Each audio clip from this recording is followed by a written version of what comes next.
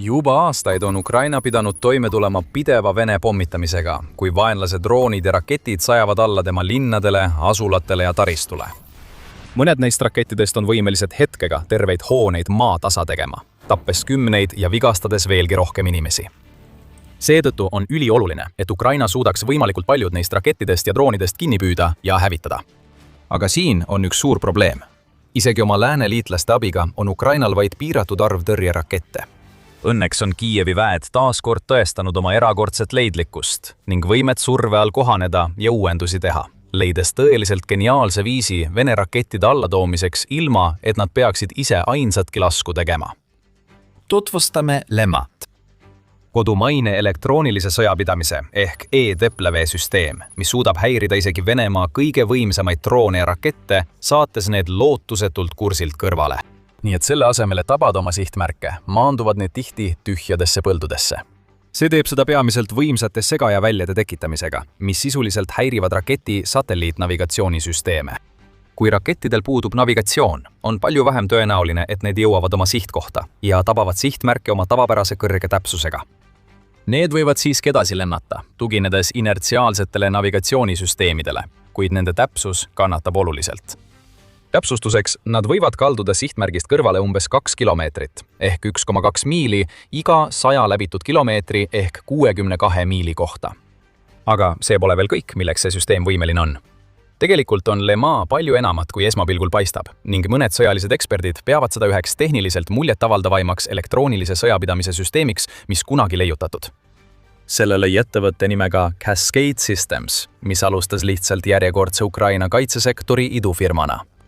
Kuid sellest on saanud üks selle sõja võtmetegijaid, pakkudes riigile hindamatut ja asendamatut osa üha keerukamaks muutuvas õhutõrjevõrgustikus. Cascade Systems esindaja, kes töötab ka komandörina Ukraina juhtivas elektroonilise sõjapidamise üksuses Nightwatch ning kannab hüüdnime Alchemist.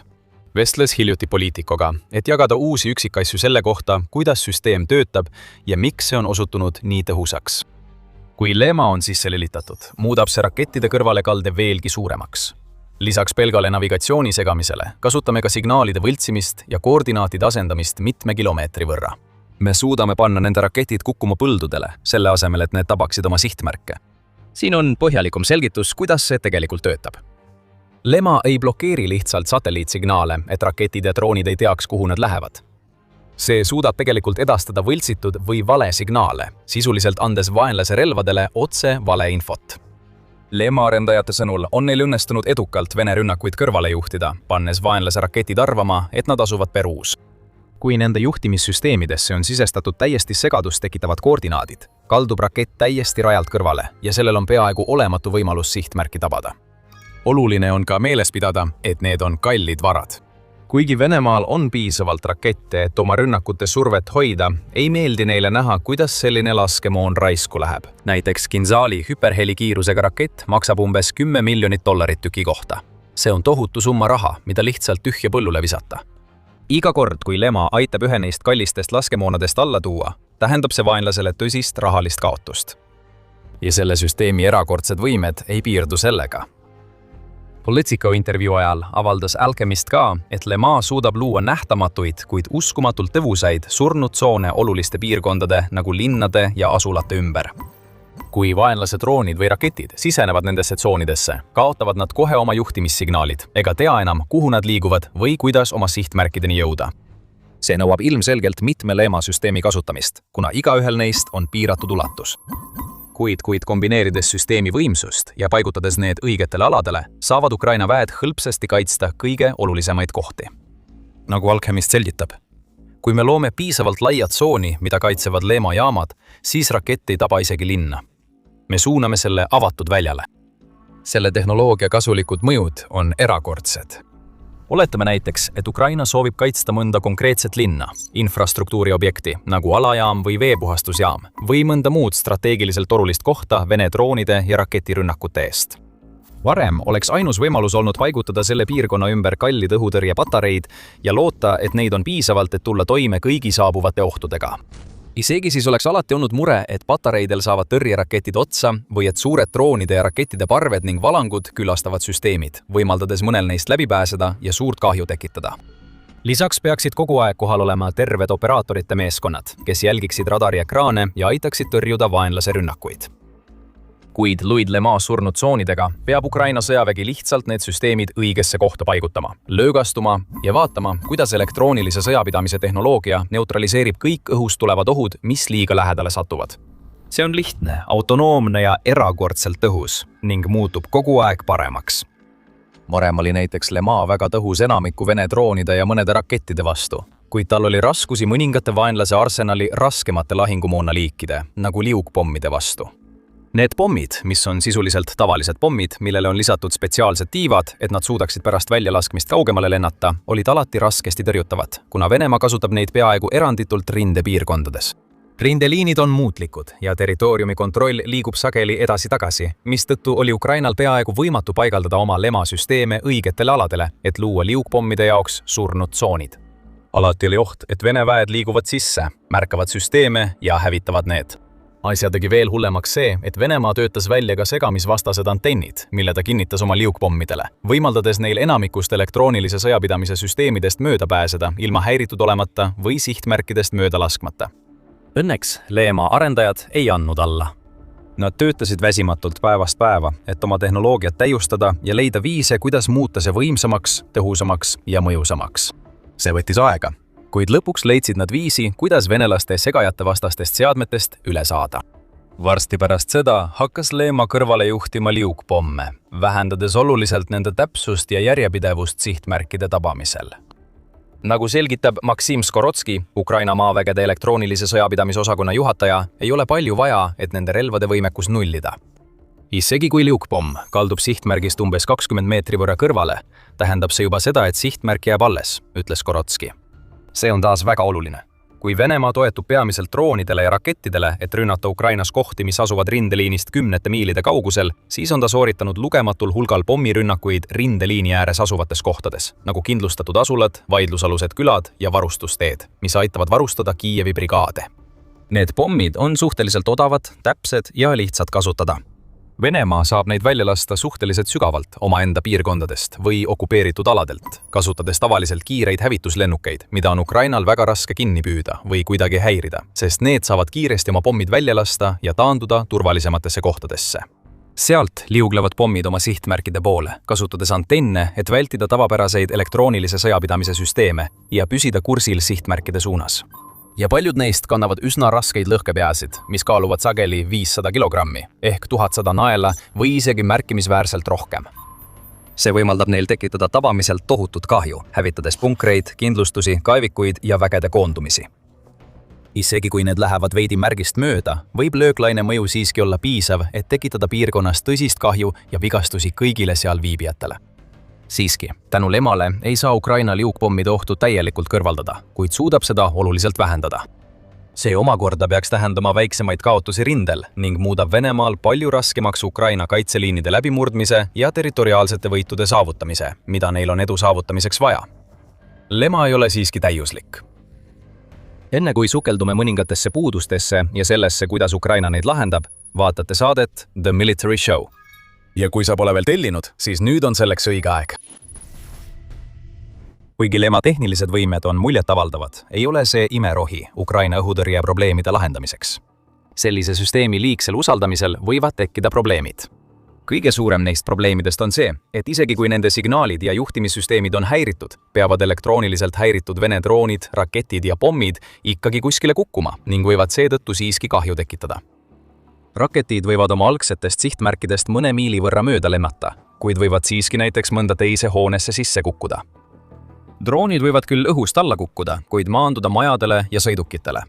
Ja isegi pommid, mis kukuvad põllumeeste põldudele, võivad siiski tekitada piisavalt jõudu, et kahjustada kohalikke elektriliine. Siin ongi tavapärastel õhutõrjesüsteemidel eelis. Kui tulistad peale tuleva drooni või raketi pihta tõrjeraketi, siis see tavaliselt plahvatab õhus. Mõned russutükid võivad siiski alla sadada allpool olevatele hoonetele, kuid need on tavaliselt nii väikesed, et ei põhjusta kaugeltki nii palju kahju, kui kogu rakett oleks alla kukkunud. Seetõttu peab Ukraina leidma õige tasakaalu selliste elektroonilise sõjapidamise süsteemide nagu Le Mans kasutamise ning enda arendatud ja lääne liitlastelt saadud tavapäraste õhutõrjesüsteemide tõhusa rakendamise vahel. Ukraina ei saa liialt toetuda ühele ega teisele süsteemile, sest mõlemal on oma puudused ja piirangud. Näiteks tavapärastel kaitsesüsteemidel on piiratud nii nende sihtmärkide arv, mida nad suudavad korraga tõrjuda, kui ka nende tõrjerakettide arv, mida nad saavad välja lasta. Tõepoolest, üks suurimaid probleeme, millega Ukraina seni selle konflikti jooksul on silmitsi seisnud, on olnud vajadus hakkama saada piiratud tõrjerakettide varudega oma kõige võimsamate kaitsesüsteemide nagu Patrioti jaoks. Kuigi Ukraina kaitseministeerium kirjeldas hiljuti uusima põlvkonna Patriot PAC-3 raketti kui kõige tõhusamat tõrjeraketti Venemaa tippklassi rakettide vastu, on riik pidanud toime tulema nende tõrjerakettide suhteliselt väikeste kogustega. Seega ei saa neid lihtsalt tulistada siis, kui ta tahab. Ta peab oma sihtmärke hoolikalt valima. Veelgi enam, tõrjeraketid on sageli uskumatult kallid. Näiteks üks PAC-3 maksab $4–6 miljonit. Seega peab sellise kalli ressursi kasutamisel olema mõistlik majanduslik kompromiss. Ukraina ei taha tulistada mitmemiljonilist raketti $50 000 suuruse drooni pihta näiteks. Selle asemel eelistab ta loogiliselt hoida oma tõrjeraketid alles kõige ohtlikumate ja sama kallite vaenlase ründevahendite tõrjumiseks, nagu Kinjal või uus hüperhelikiiruslik Oreshnik. Pikas perspektiivis loodab Ukraina, et ta ei pea nii ulatuslikult toetuma USA kaitsesüsteemidele. Üks tema juhtivaid kaitsetööstusettevõtteid, Firepoint, töötab juba usinalt uue õhutõrjesüsteemi kallal nimega Freya, mida peetakse Patriotile odavamaks alternatiiviks. Firepointi kaasomanik Dennis Stielermann avaldas, et süsteem, mida arendavad ühiselt Ukraina, Saksamaa, Prantsusmaa ja Norra meeskonnad, on praegu testimisfaasis ning peaks suutma tõrjuda ballistilisi rakette. See peaks samuti suutma integreeruda Ukraina olemasolevasse õhu- ja raketitõrjevõrku, kooskõlas NATO Link 16 protokolliga. Ning Stielermann ütleb, et kui kõik läheb hästi, võivad esimesed süsteemid kasutusele tulla juba aasta lõpuks. Aga Ukraina ei saa endale lubada niisama ootamist selle ajani. Neil on vaja viise, kuidas Vene rakettidega toime tulla siin ja praegu. Eriti kuna vaenlane on suurendanud oma kaugmaa rünnakuid linnadele ja asulatele üle kogu Ukraina, sealhulgas Kiievis. Ukraina kaitsejõud on pidanud leidma alternatiivseid ja ökonoomsemaid viise vaenlase droonide ja rakettide allatulistamiseks. Lema on selle võimalikuks teinud. See annab Ukrainale võimaluse hoida osa oma tõrjerakettidest reservis tähtsamateks hetkedeks, ilma et riigi tsiviilelanike ja taristut pandaks asjatult täiendavasse ohtu. See on ka uskumatult taskukohane süsteem, eriti kui võrrelda seda Patriotide ja sarnaste kaitsesüsteemide kõrgete hindadega. Cascade Systems avalikustas, et ühe seadme tootmiskulu on umbes €58 000 ehk $67 500, kuigi hind võib olenevalt versioonist veidi erineda. Terve linna kaitsmiseks hindab ettevõte, et vaja läheb umbes 30–100 seadet. Isegi kui võtame selle vahemiku kõrgema otsa, siis 100 seadet läheks maksma umbes $6 750 000 ehk $6 750 000, mis on vähem kui 2 PAC-3 raketi hind. Ja samal ajal, kui raketid on ühekordsed relvad, töötab Lema seni kuni vaja ning üks ainus kiir suudab passiivselt hävitada kümneid või isegi sadu ohte. Tõepoolest, aprilli lõpus avaldati teateid, et Lema oli edukalt neutraliseerinud ainuüksi 2026 aasta esimese 3 kuu jooksul 26 Kinjal-raketti ning üle 10 000 drooni. Alates selle esmakordsest kasutuselevõtust on Lema väidetavalt hävitanud kokku 58 Kinjali, lisaks tuhandeid muid sihtmärke ning sellel on muljetavaldav 98% edukuse määr, mis teeb sellest kaugelt ühe kõige usaldusväärsema kihi Ukraina õhutõrjevõrgustikus. Selle hetkeni jõudmine võttis kaua aega ja nõudis palju rasket tööd. Arendajad ütlesid Poliitikole, et Lema esimesed versioonid võeti kasutusele juba 2022 aastal, sissetungi esimesel aastal. Need aitasid Ukraina vägedel tõrjuda Vene tiibrakettide rünnakuid, kuid need polnud kaugeltki nii tõhusad kui praegu. Tehnoloogia polnud lihtsalt piisavalt tugev, et toime tulla Venemaa ohtude hulga ja Kremlile kättesaadavate tehnoloogiatega. Ukraina valitsus kahtles, kas süsteem saab kunagi piisavalt heaks. Siiski, Cascade Systems ei andnud alla. Nad panid aastatepikkuse töö Lema arendamisse ning investeerisid üle $2 miljoni omaenda raha, et tehnoloogiat täiustada ja viia see tasemeni, millesse nad alati on uskunud. See tasus end ära. Ettevõte on siiani tarninud Ukraina sõjaväele üle 400 Lema süsteemi, mida hakati kasutama 2024 aasta juulis. 2025 aasta oktoobris hakkas Ukraina kasutama Lemasid tsiviilinfrastruktuuri kaitsmiseks ning peagi pärast seda sai Cascade oma esimesed riiklikud lepingud. Nende süsteemid muudavad täna lahinguväljal ja kogu Ukrainas tõeliselt olukorda, päästes lugematul hulgal elusid ja põhjustades miljardite dollarite väärtuses Vene tehnikat raisku minema. Kuid võitlus pole veel läbi. Elektroonilise sõjapidamise maailm areneb pidevalt. Kui ühe poole insenerid loovad uue segaja või häirija, hakkavad teise poole insenerid kohe otsima viise, kuidas sellest mööda pääseda ja nii edasi. See on lõputu tsükkel, mida oleme seni kogu sõja vältel näinud. Kui Ukraina sai näiteks esmakordselt teada, kuidas kasutada elektroonilist sõjapidamist vaenlase droonide segamiseks, hakkas Venemaa oma droonidele spetsiaalseid antenne lisama, et need segajatest mööda pääseksid. Vastuseks täiustas Ukraina oma tehnoloogiat, kuid Venemaa läks veelgi kaugemale. Mõlemad pooled on olnud lõputus võitluses, püüdes pidevalt üksteist üle trumbata. Ja 2025 aasta alguses näis, et Venemaa oli võitnud. Venemaa paigaldas uuendatud Kometa segamisvastased antennid, mis muutsid kõik Ukraina olemasolevad elektroonilise sõjapidamise süsteemid, sealhulgas Leemaa varasemad versioonid, sisuliselt vananenuks.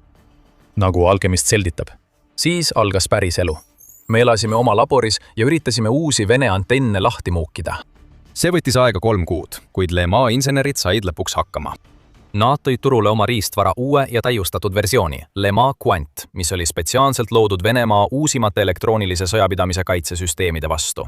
Muidugi on täiesti võimalik ja isegi tõenäoline, et Venemaa leiab lähinädalatel ja kuudel uue viisi oma droonide ja rakettide navigatsioonisüsteemide täiustamiseks, kuid ka Skate Systems on valmis sellele väljakutsele taas vastu astuma.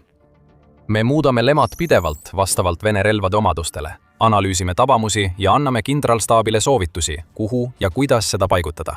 Sõda areneb kogu aeg. Õnneks areneb ka Leemaa pidevalt.